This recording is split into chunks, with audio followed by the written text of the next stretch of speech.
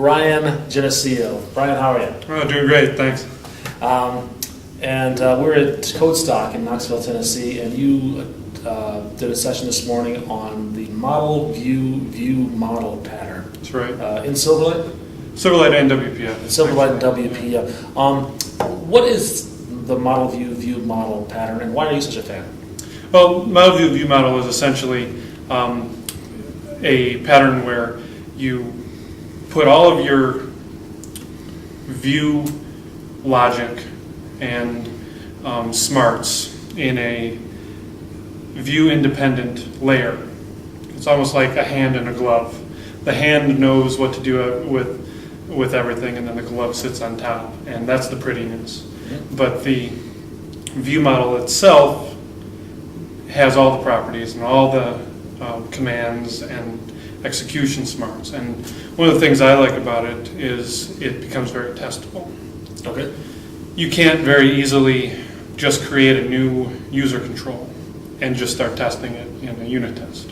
In order to bring a user control up, you usually have to bring up the entire framework, especially with Silverlight.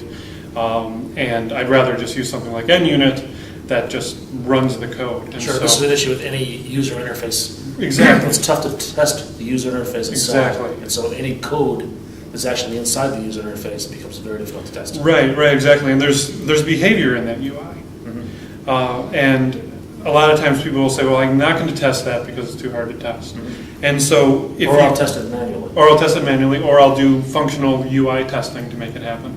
But what I'd really like to do is abstract the model away, abstract the view away, and just have this nugget of interface behavior logic that I can test. And so from before we go further, I'm sorry. You use the term model. Mm-hmm. You use the term view. Can you just quickly define those? So the model is the data that your view is displaying, essentially. Okay. That data usually. The view is. And the view is the user interface. Okay. It's what the user interacts with. It's what the user reads off the screen. Okay, got it. And in between there's something called the model view. The view model. Or view model. Exactly. In between those things is the view model. And okay, go ahead. And the view model has that behavior. And that's the complicated part.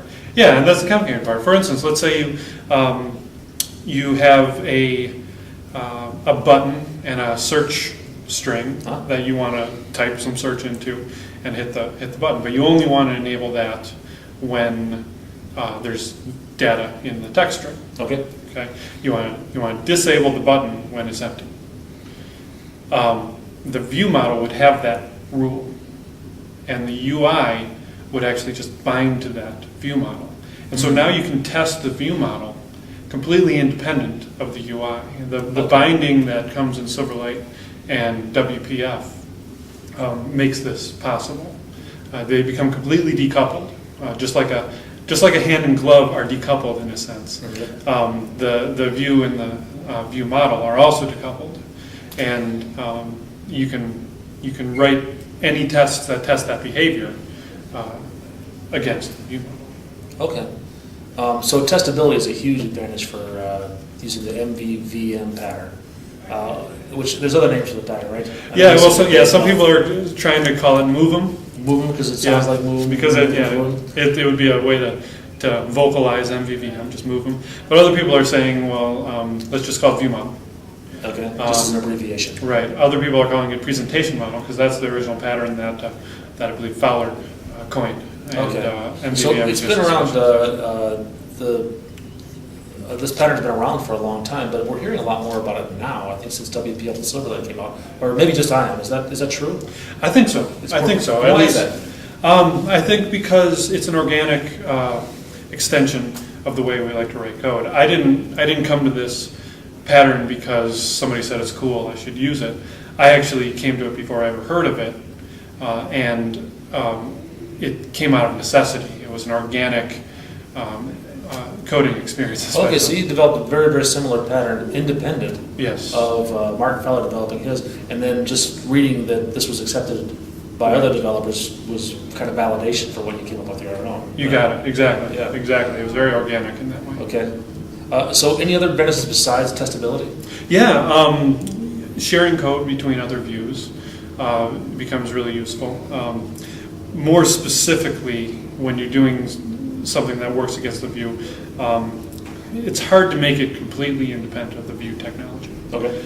But when you've got WPF and Silverlight, both having slightly different representations of the view, because XAML is different or whatever they do, Okay.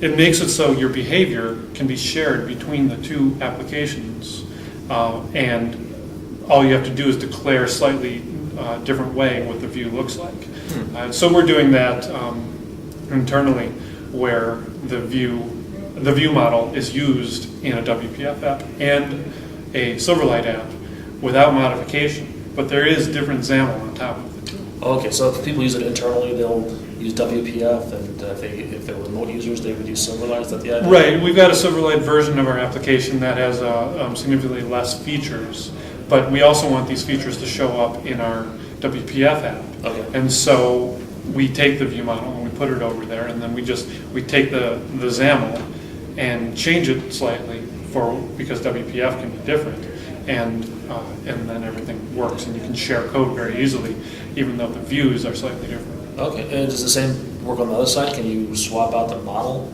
dynamically, or You could swap out the model if you wanted, if you made this modular. You could also swap out the view model from the view if you wanted. If you wanted the same view but different behavior, if there was a real reason for that, Okay. as long as the view model exposed the same interface, Okay.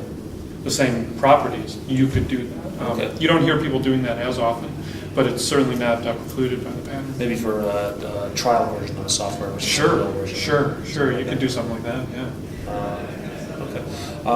Is it? What if you want to swap out the view for something non-WPF, non-SAML? Will this pattern still work for Windows forms, for HTML, for? Theoretically, I think, I haven't heard of anybody doing that. You're exploiting the binding properties of XAML quite a bit in your code. Right. Well, it uses binding, so you really need a bindable view. And, WinForm supports binding. Okay. And from my understanding, ASP.NET also supports binding. So in theory, you could do something like that, but I can't speak to how natural that would be in those environments, so I haven't tried it. Okay.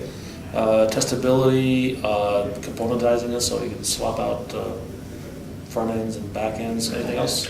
Separation of concerns in general. Just good practices. Yeah, exactly. Yeah. Makes for more maintainable code, I think. When you start separating your concerns. Absolutely. And the fact that you can now have unit tests against this view model just makes the design a lot cleaner and makes it more maintainable. And there's just all the things you get from having testable code. You get because it is tested. That's great. All right, Brian, well, thank you very much. I really appreciate it. I learned a lot. Great. Thanks. A lot.